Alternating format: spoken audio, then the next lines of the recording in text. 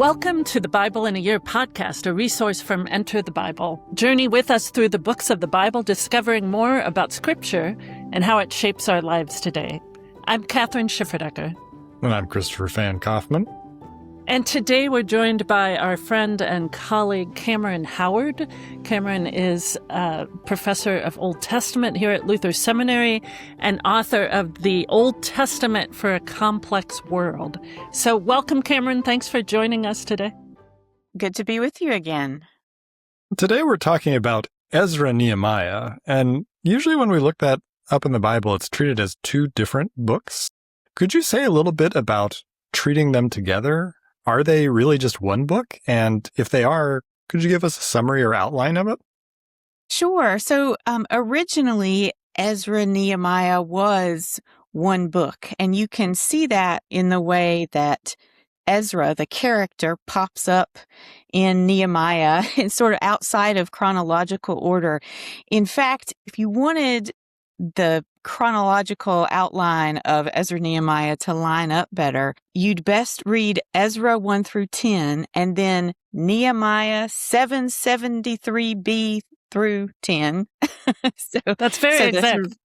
The last part of Nehemiah, and then Nehemiah 1 through 773a. That is just to say that the storyline is a little bit muddled. And in fact, if you try to map out the history of it with the Persian kings, for example, it can get a little fuzzy too. So when I give you this summary or outline of the book, we should take it as just a sort of, take it loosely, I guess is what I'm trying to say. So Ezra Nehemiah is about the return. It's about being back in the land after the end of the Babylonian exile. So in 586 BCE, Babylon besieged and took Jerusalem, and the elites of Judah were exiled to Babylon. It's the start of the Jewish diaspora. And so there is this loss of the kingdom, loss of the king and its monarchy, loss of the temple, and loss of control over the land. And the people who had been in governance are, for the most part, sent out of the land. But then Cyrus the Great of Persia defeats Babylon, 540, 539 BCE, around there, and says to, and this is how the book of Ezra begins, it's an edict from Cyrus that says that those who have been in exile may now return back to the land of Judah and rebuild the temple and start to reconstitute community there. And so Ezra and Nehemiah are books that give us one view of what it looks like in that process of the return of those who had been in exile, or really it's the children and grandchildren of those who had been originally exiled back to the land, and all of the conflict that ensues when they come back, because there are people there who still, who had always been there, who never left, and there are people who had been resettled by the Persian Empire from other places into the land of Judah. So nothing looks like it did when those exiles left in 586 BCE. And so Ezra Nehemiah gives us one perspective on what's going on in those early days of return. Well, I don't know if I had thought about that before. So Ezra or Nehemiah, do we know, are they seeing Judah and Jerusalem for the first time when they return, when they quote unquote return, or how does the books deal with that? Right. Yes. Ezra and Nehemiah are the names of the books, and they are also the names of people, characters who appear in Ezra and Nehemiah. But we learn there and elsewhere that the return doesn't sort of happen all at once. It's not suddenly, everybody's gone and then everybody's back, but it happens in waves. And so you have accounts, lots of lists in Ezra and Nehemiah, lists of people who have come back, lists of people whose families were of the priestly line. And so an assertion that those are the people who should be in charge when we get back. So there's a lot of bureaucracy involved. So yes, those characters, Ezra and Nehemiah, who don't come back right away in those first waves. We sort of read about them coming back a little later in that admittedly fuzzy timeline. But yes, most of those folks are seeing Judah for the first time, but in their community in exile, understood themselves to be holding on to a past that is sort of, that they're caretakers of this memory and this tradition of the temple and its functionaries and the government. And so, right, they are coming back to sort of try to reinstitute a past that they themselves had not yet experienced. That's fascinating. Thank you. Yeah. So, Cameron, what kind of book or books are Ezra Nehemiah? Like, what's the genre? Is it history? Is it something else? I would call them history, but with a big asterisk. Okay. So it's just like much biblical history in the Bible, like Samuel and Kings and Chronicles. It's not history with the same parameters that we might expect history to have today. It doesn't have a sort of clear historiographic method. It's not a sort of objective, not that any history is ever truly objective, but there's not an attempt to sort of provide you a disinterested account of what happened. This is a very interested account. Yeah. An account that comes from the perspective of priest, scribe. Ezra has both of those titles. At Nehemiah, who becomes a governor, and he from leadership, so particularly leadership that is interested in protecting or sometimes even creating particular boundaries of who's in the community and who's outside the community. So that's a big concern of this kind of recreation of community that's happening. Well, who is the community? Who's in it and who is not in it, and how do we discern that? And so that's one of the big concerns of Ezra and Nehemiah. So when it tells the stories of what happened, it's telling them with a particular eye to this kind of boundary making. Yeah, that's helpful. Thank you. So, when talking about the summary, it sounds like if we just sat down and read them straight through, we might be a little bit confused as to how the events are playing out. So what's one way that you would recommend getting into this book? I think I would want the reader to bring themselves to the book as an observer of a community. I think often, at least when I read the Bible confessionally, I look immediately for a place. Where am I in here? And I think that can be really hard to discern in Ezra and Nehemiah because it's so rooted in a particular historical and political situation. So to read it as an outsider, I think is actually a really helpful way to approach it. Observe what are the main concerns of the narrator of this story. Who are the adversaries? There are going to be people who are called adversaries of Judah. Who are they? What are their interests? And so I think before sort of seeing like, where can I find myself in this story? I mean, I think that's something one can do eventually. But on the first read is to think, how am I sort of observing this community trying to figure out its identity in this very new, changed circumstance? All right, well, we've come to the part of our episode that is one of my favorites, Bible Bingo, in which we asked you, Cameron, ahead of our recording to name 5 concepts or words, people, places, etc., that would be on your bingo card as you read this particular book of the Bible, as you read Ezra and Nehemiah. So we'll go through these in fairly quick succession. So first you listed Persian Empire. Yeah, that is the historical and political circumstance that defines Judah at this time. So remember, we said that the monarchy is no more. Judah is not self-governing. And even in those last years, especially of the monarchy, there were these enormous external pressures on Judah from Babylon. And so it may or may not, how autonomous it was then, we could argue about, but certainly at the return, they are, I hesitate to use the word colony exactly because it's not, imperialism in the ancient world doesn't always look exactly like imperialism in the modern world does. Nonetheless, this is a land that is occupied by Persia and ruled by Persia.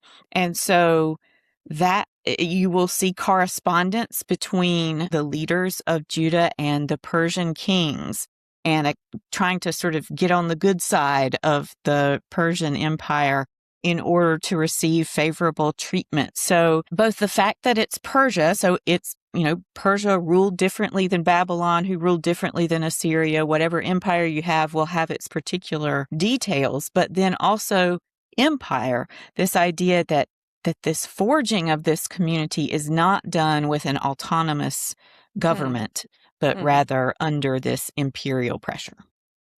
Yeah, that's a really important concept. Everything happens within that larger context of the Persian Empire. So, all right. So zeroing in, your second bingo term kind of zeroes in on Jerusalem itself. So Second Temple is your second bingo term. Yeah, so if you want to remember what's happening in the book of Ezra, the rebuilding of the Second Temple, or the rebuilding of the temple, that is the building of the Second Temple, would be my go-to plot point. That is, that temple that had been destroyed in 586 with the Babylonian invasion is now being rebuilt. And that will be helpful for Persia. They're all for it, in part because that can be a place where they can keep an eye on things. Everybody will come there. Maybe they'll do their imperial business, bring their taxes there, So Persia did allow the peoples whom they conquered to worship their own gods and continue with their own religious traditions, but that was often in the service of winning hearts and minds, and perhaps also as an administrative way to sort of keep people centralized and keep an eye on them. So the Second Temple was, of course, important to the heart of Judean identity in this era, and also was pretty convenient for the Persians also. Yeah, Second Temple looms large in the book of Ezra, that part of Ezra Nehemiah in particular. And just as a reminder to our listeners, the first temple is built by Solomon. So now Yes, that's the one that was destroyed by Babylon, and now this is the Second Temple. All right. So first Persian Empire, then Second Temple. Third, you listed walls of Jerusalem. Yeah, so that would be my memorized plot point for the book of Nehemiah. What's going on, that the walls of Jerusalem are being rebuilt, and that's kind of a core activity in Nehemiah.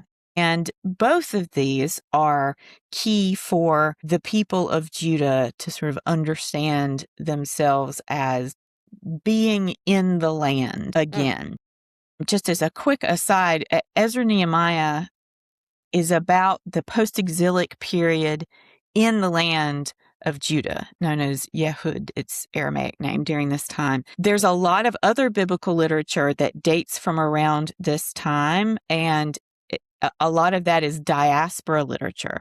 So now you don't have only the Jewish community in Judah, but you have a Jewish community in Judah, and then you have also Jewish communities in other places around Western Asia where, after the exile, Jews left Judah and established other communities elsewhere. So when we talk about the temple and the walls, that's what's happening in the land. That is not the totality of post-exilic Judaism by any means. So that's another sort of focus to keep in mind about Ezra Nehemiah. All right. The fourth term is Zerubbabel. And then in parentheses, you said, and Yeshua, or sometimes called Joshua. Right. So they are the governor and high priest in early chapters of Ezra. And the reason that Zerubbabel is particularly important is that he is understood to be a Davidic descendant. And so one of the crisis moments of the exile is, if a descendant of David has been promised to reign over Judah forever, what happens to that promise? And we hear at the end of 2 Kings that there is in Jehoiakim a Davidic descendant still alive in Babylon.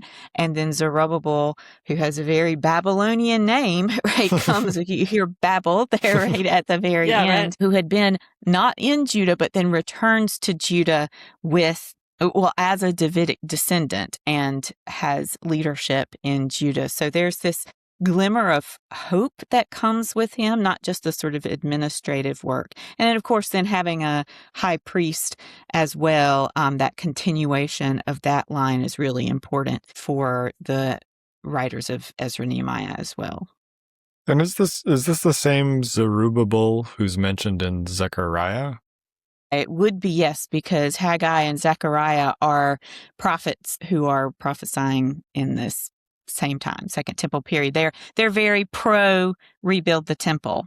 We learn in Haggai and Zechariah that not everybody was super excited about putting the community's resources into rebuilding the temple, but Haggai and Zechariah are cheerleaders for the rebuilding project.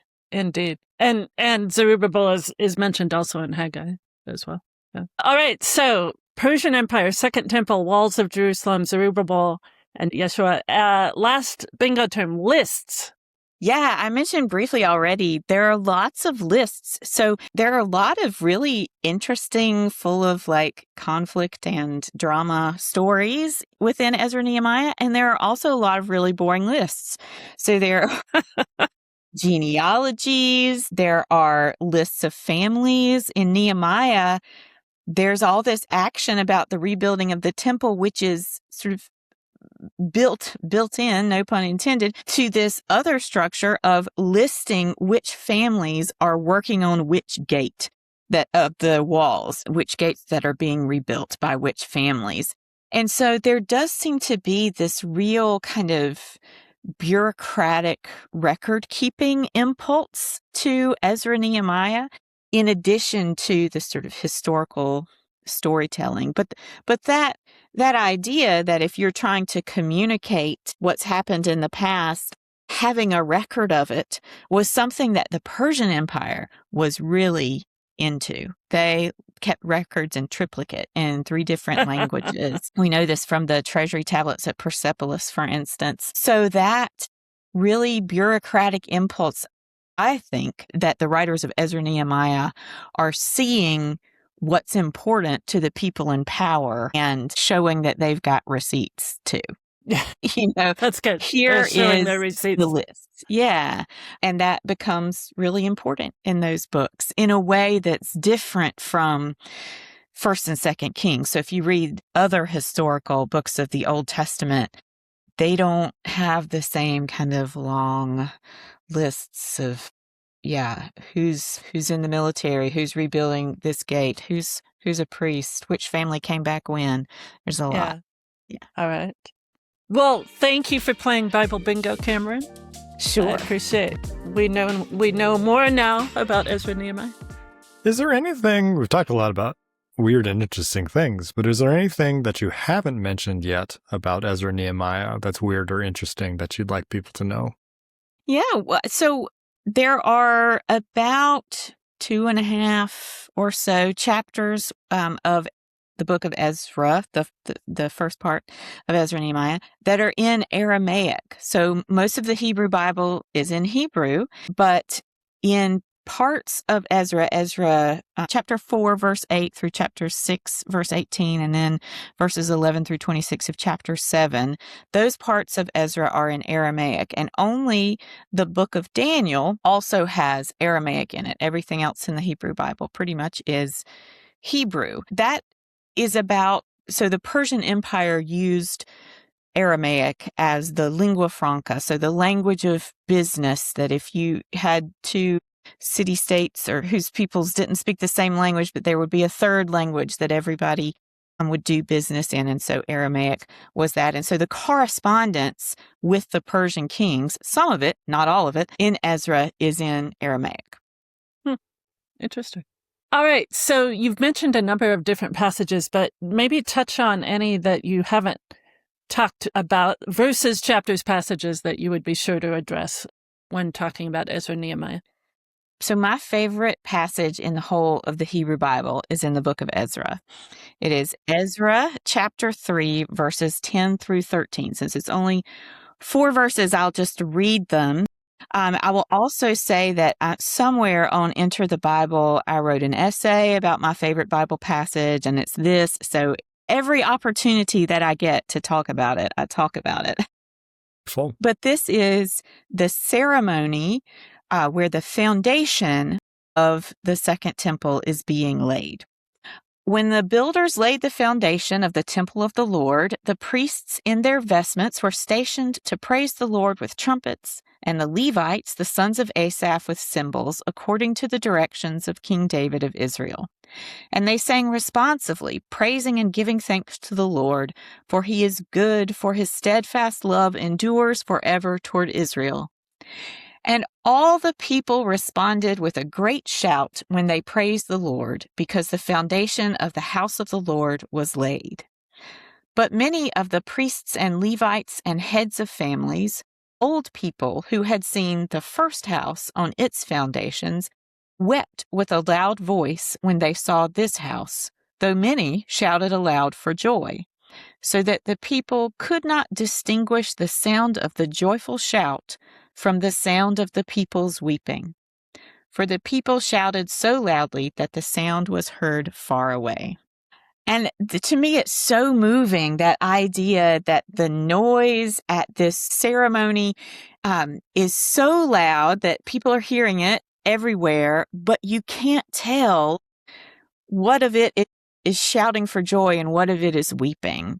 And it's just this really poignant description of change, of what happens when you are grieving the loss of the old, even as you are celebrating a new opportunity. So there are, I think, infinite ways to bring this text to bear on the church, on an individual's life, a community's life. I just think it's really beautiful. That is a lovely passage. Thanks, Kathryn. I mean, I have more. No, go ahead. I think you listed two more. Go for it. Yes. So Nehemiah 9, chapter 9, verses 36 through 37 is the end of this sort of litany that's actually, it's a prayer that's given by Ezra. I failed to mention earlier in our episode that Ezra, when he returns, or that is when he comes to Judah, he is said to be carrying the book of the law of the Lord in his hand. So he is bringing the Torah to Judah. And this is sort of you have the reading of the Torah, the first public reading of the Torah in Nehemiah 8. That's part of our difficult chronology. So Ezra has come back into the picture in Nehemiah 8. And then in Nehemiah 9, Ezra gives this long prayer, and it's a helpful way to temper some of the sort of hope that has come with the end of the exile. So all of those wonderful Advent texts in Isaiah 40 through 66, for example, they come from that moment around 539, 540 BCE when Cyrus has told the exiles they can return.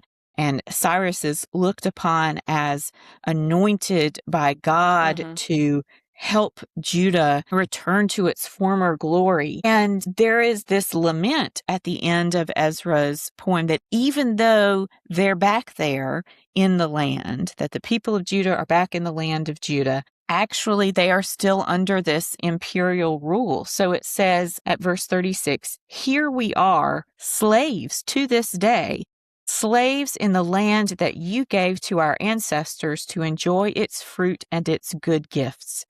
Its rich yield goes to the kings whom you have set over us because of our sins.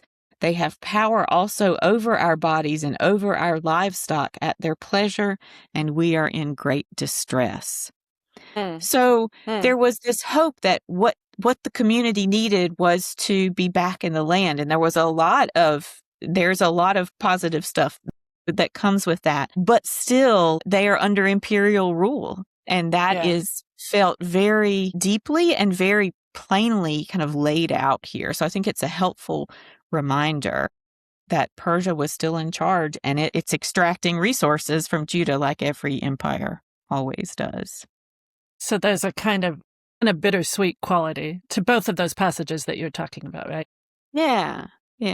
This is just a little bit out of that list in Nehemiah 3 of all of the families repairing the different gates of the walls. You'll read, so for example, verse 8, next to them, Uzziel, son of Harhaiah, one of the goldsmiths, made repairs. next to them, Raphiah, son of Hur, so-and-so, and his sons. But then at verse 12, it says, next to him, Shallum, son of Halohesh, ruler of half the district of Jerusalem, made repairs, he and his daughters. And so it's just an interesting little, in a couple of books here that rarely mention women at all. The idea that Shallum and his daughters are there repairing together, not just everybody and their sons, is for me a nice little detail. I like that. That's lovely. Thank you so much, Cameron. Thank you for sharing those passages. And now thinking a little bit about the books as a whole, what's one key theme that you'd want people to look for as they enter the text? I think change is the big theme of Ezra Nehemiah. How to negotiate a sort of nostalgia for the past, the newness of the present and the future, addressing these questions of where the boundaries of one's community are, who's inside and who's outside. Now, that doesn't mean that we should do what they did in Ezra Nehemiah. There are lots of things they do I think we should not do. So that's why I say one way into the book is to be an observer. What do you see? What do you see happening? Where do you see parallels with things in your own life or in your community's life that, make sense as a way to think through, to illuminate or shine a light, not necessarily something to emulate, but the theme of change really looms large here. Yeah, change is part of every community's life and every individual's life. That's a helpful way of thinking about it. All right, last question, Cameron. Can you or will you describe these books of Ezra Nehemiah in 7 words or less? Nothing is ever like it was before. So there's this hope for the past to try to make the future like the past, but that can't be done. So what then to do next? Well, thank you. Yes, thanks so much, Cameron. Yeah, thanks for having me. This has been the Bible in a Year podcast from Enter the Bible. Check out more great resources on the Bible at enterthebible.org. Whether you're listening on your favorite podcast app or watching on YouTube, we appreciate you following along with us. You can get more great resources like this, conversations, reflections, commentaries, courses, anything that you could need as you dive in and enter the Bible with curiosity and faith. And if you enjoyed this podcast, please rate and review or like and subscribe. And of course, the very best compliment you can pay us is to share the podcast with a friend. Until next time.